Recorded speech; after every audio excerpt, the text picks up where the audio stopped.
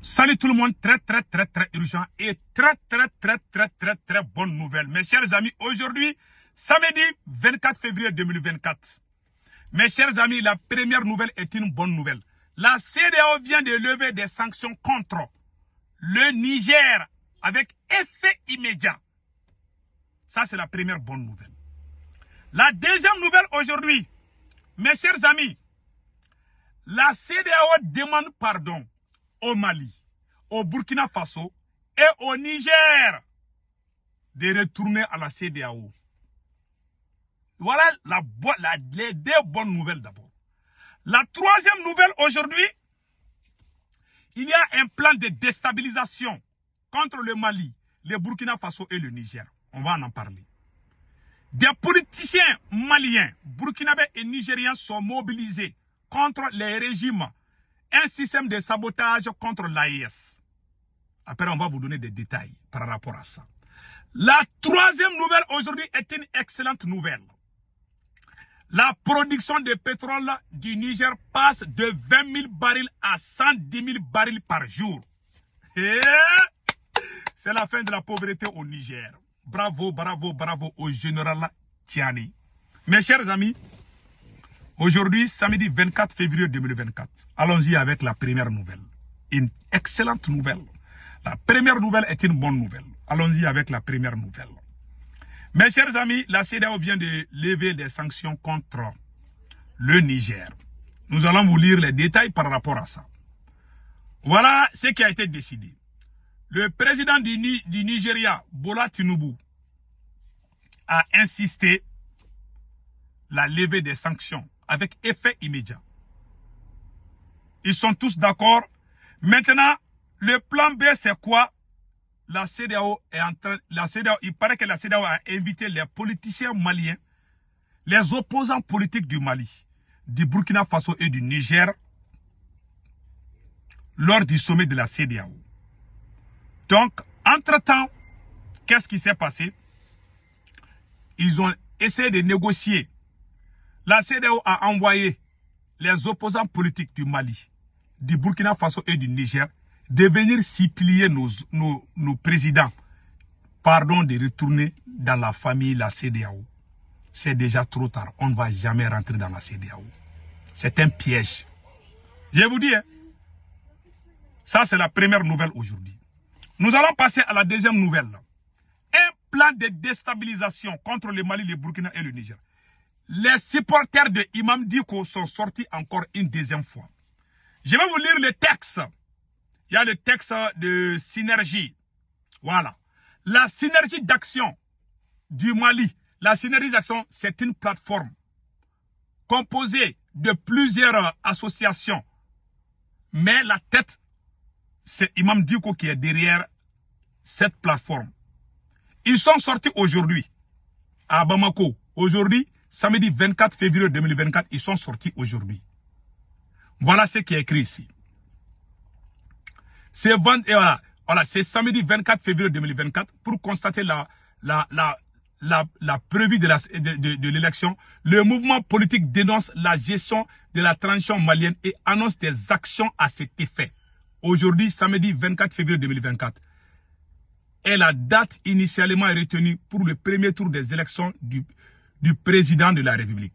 Cette élection devrait mettre fin à la transition. Elle a été renvoyée au calendrier grec sans consultation du peuple souverain. Alors même sa tenue était un engagement donné à la communauté internationale par les autorités de la transition. Une fois de plus, ces autorités donnent, voilà. Donc voilà ce qu'ils ont dit ici. Ils sont pas contents. Le fait que les élections sont reportées. C'est les gens de Imam Dicko. Donc nous conseillons les autorités maliennes vraiment de rester très vigilants. Les caches d'armes qu'on a découvert au Niger là. Vous avez vu, on a découvert les caches d'armes là. Il faut bien fouiller le Mali. Il peut y en avoir au Mali ou au Burkina. Il faut dire au capitaine aussi de bien fouiller au Burkina Faso. Ces gens là, ces blancs là, partout la France a mis pied là. Il faut bien fouiller là-bas. Voilà. Donc les gens de Imam Dicko sont sortis, ils ne sont pas contents. Donc, ils préparent des grands rassemblements. La même chose se prépare au Burkina et au Niger. Donc, restons très vigilants. La troisième nouvelle aujourd'hui, la production du pétrole du Niger passe de 20 000 barils à 110 000 barils par jour. C'est la fin de la pauvreté au Niger. Je vous ai dit, quand on est indépendant, voilà. Il y a des bonnes... Chaque jour, il n'y a que des bonnes nouvelles. Chaque jour qu'on se lève, on voit des bonnes nouvelles. On est très content. Très, très, très, très content de cette nouvelle. Mes chers amis, après cela, j'ai reçu la lettre d'un panafricain qui n'est pas d'accord de la collaboration du président Assimi Goïta et la Banque mondiale. Nous avons tous dit, voilà la lettre que le panafricain m'a adressée aujourd'hui. Bonjour, monsieur Sékou Tounkara, le politologue. Je viens par la présente vous interpeller au sujet de monsieur le président, son excellence Assimi Goïta et ses camarades colonels. Ils sont en train de faire une fausse route. Les militaires maliens sont en train de faire une fausse route à travers leur collaboration avec la Banque mondiale. Ils ne doivent plus jamais collaborer avec des institutions financières internationales liées à la voie qu'ils ont choisie. Tous les peuples africains, regarde l'exemple du Mali. Ils ont oublié comment les délégations allemandes ont été accueillies à Koulouba. Voilà maintenant. Ça c'est le premier paragraphe.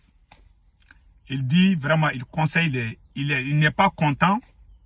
Il dit que le Mali, les autorités maliennes ne devaient jamais collaborer avec... les autorités maliennes ne devaient jamais accepter de collaborer avec des institutions internationales, plus particulièrement la Banque mondiale. Nous avons tous dit, hein, vous savez, au Mali, il y a une réalité. Moi, je n'aime pas dire ça, ça me fait honte en tant que Malien. Mais la réalité est que le président Assimi Goïta est mal entouré. Les gens qui ont fait la révolution au Mali ont été mis à l'écart.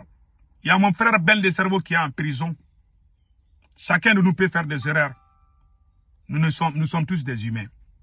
Le monsieur est emprisonné aujourd'hui parce qu'il a dit quelque chose contre l'État. Et c'était la vérité. Nous savons tous que c'était la vérité. Mais d'autre part, mon frère, mon camarade de combat, Ben de Cerveau, il a fait des erreurs, on a présenté des excuses. Dans la vie, on n'est pas parfait. Malheureusement, les autorités persistent, il est toujours en prison. Et tous les gens qui ont fait le combat panafricaniste au Mali sont jetés dans les prisons ou sont en exil, même s'ils soutiennent la transition. Les gens que le M5 RFP a chassés, les plus grands voleurs, ce sont eux qui sont de retour aux côtés de nos colonels aujourd'hui. Voilà les réalités qui font trop d'erreurs. Voilà pourquoi, dans ces derniers temps, nous faisons beaucoup de sorties pour les conseiller. Il n'est pas encore trop tard. Tu ne peux pas construire une nation avec ceux qui l'ont détruit. Ceux qui ont trahi la nation, qui ont trahi l'armée. Même s'ils sont proches de vos parents, ils ne doivent même pas être à côté de vous. Voilà ce qui se passe chez nous aujourd'hui. Malheureusement, il faut que je vous le dise. Je ne voulais pas en parler, mais voilà la réalité. Peut-être qu'ensemble, on peut conseiller le président Assimi Goïta, vraiment, de laisser la Banque mondiale. Les gens qui ont collaboré avec cette même Banque mondiale pour détruire, avec leurs problèmes d'agissement structurel, ils ont appliqué contre notre armée. Voilà les mêmes personnes, parce qu'en réalité, chez nous, beaucoup de militaires ont des parents qui ont des liens avec ceux qui ont détruit ces pays. Voilà les réalités. Voilà les réalités. Nous aimons Assimi, nous les soutenons, mais c'est ces défauts qu'il doit vraiment corriger. Voilà, c'est tout. Donc, mes chers amis, c'était ça. Il y a beaucoup de gens qui me posent la question. J'ai reçu la lettre. Voilà. Maintenant, je vais finir la lettre là. J'ai lu le premier paragraphe. Le deuxième paragraphe.